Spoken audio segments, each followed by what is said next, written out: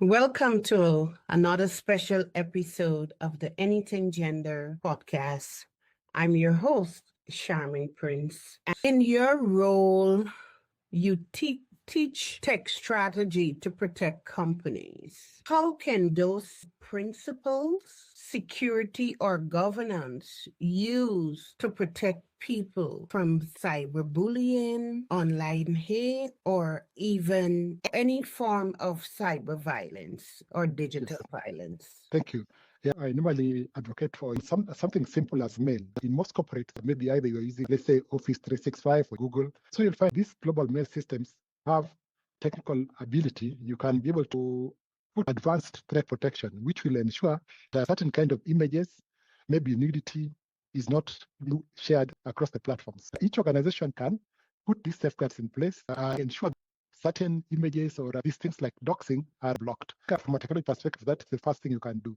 Even things like firewalls, you can also block certain sites which are known to target, at least to perpetuate gender-based violence. So if you block these sites, they will put people to stick to the narrow path so they can focus on what adds value, maybe what can help them to get information. Also, it's important to have a training for employees across the board, not just on general technology, but how to protect themselves from gender-based violence online and how to report. If you know how to report these things discreetly without being exposed, then you are kind of protected. It's important to prevent rather than to cure, because I think preventing will save us a lot more.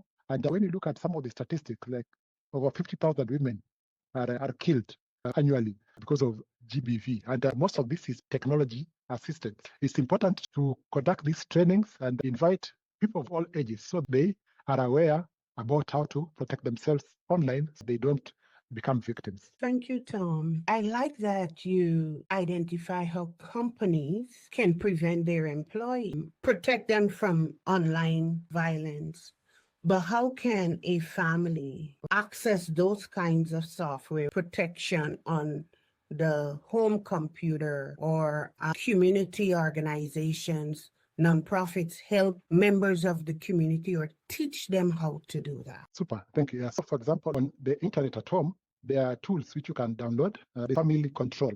You can download it from the App Store or from the Play Store. When you give the phone to your children, you can control those phones. You are able to tell what your child is browsing on a day-to-day basis. You are able to say maybe they browse this kind of content, which the platform is not for the age group, then you should be informed. When you put something like that, now you'll be able to protect the children up to a certain age. Of course, you can only do it up to a point whereby they have the freedom to make their choices. As a parent, it's important to not just have the information, but to also share it. Watch some of the presentations together with the children so that they see, as long as it's not too gory for the children to understand, watch some of this content together with them so they're exposed to the danger, how to report. They know that in case, let's say I'm in an Uber or a Bolt taxi, then within the application, I can be able to press somewhere that I'm in danger. Then somebody can be able to tell, oh, the person is in danger. Maybe a daughter is traveling after hours. They should be able to share their online taxi trip so that they took a taxi at this time and they are going to this place. And this is the number plate. That way, if somebody was thinking of abusing them, they would know my parents are aware I'm with you.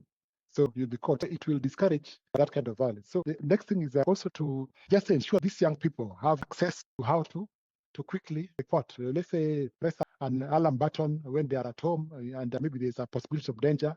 And then to anything they see which they are not sure, to always stop, think, then act. So if you stop, think, and then most likely you will be able to tackle like 98% of all the problems. Of course, yeah, there might be a case whereby you take all these precautions and you still get hit, but that will be only 1 or 2% of the cases. Thank you. You provided so much information there for parents, the family control, the stop, think, and act technique. I really think that that's a powerful tool to help persons online. I want to switch gears a little here.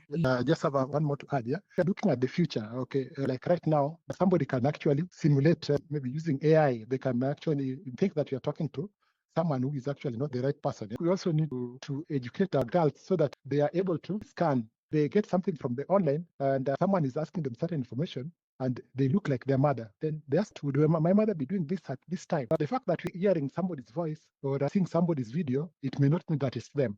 It is dependent on being ahead of these potential abusers. Always ask yourself, if I'm not seeing somebody physically, then it can be a deep fake or it can be real. To be able to differentiate which is real and which one is fake. Very good. Thank you for sharing that. I'm happy that you mentioned AI because that's the direction that I was going to. AI is so prevalent and I read a lot about it. There are hardly any regulations in countries and no one knows who is doing what. But I know you work with AI and automation. How can we use these powerful tools as shields, as armor to detect abuse or even help survivors instead of them being used as weapons? Super.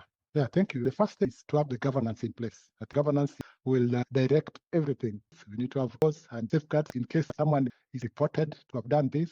Like we normally say, in case you are accused of sexual harassment at the workplace, this is what is going to happen. So people need to be aware about the governance in place to protect women, girls, and even men. The cases of men being abused could be 1 out of 10. Yeah. Governance is key. And the second thing is we need to have safeguards around AI because AI is this big block which we are learning every day. You find new things are coming up. Always have some kind of responsible use of AI.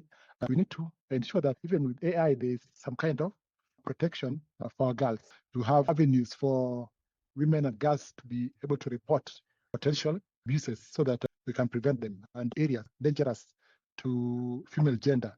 And we can use AI to do the analysis and advise women.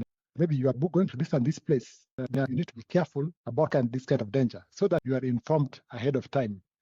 I don't go somewhere so they can be able to be alert and be aware, and they can be able to know in case this happens when I'm there, then this I'm going to report it. So some kind of advanced information sharing with the female gender. Thank you. My brain is turning. I like the idea of having a software that can flag places to leave. We need a software that women can speak into or use ChatGPT with the right prompts. And I am traveling to Nairobi. What areas should I avoid? Correct. Or a specific place? I am traveling to Georgetown. I'm going to Kingston. What should I do? How can I protect myself? Yes. That's a positive way of using AI. We really need something of that nature.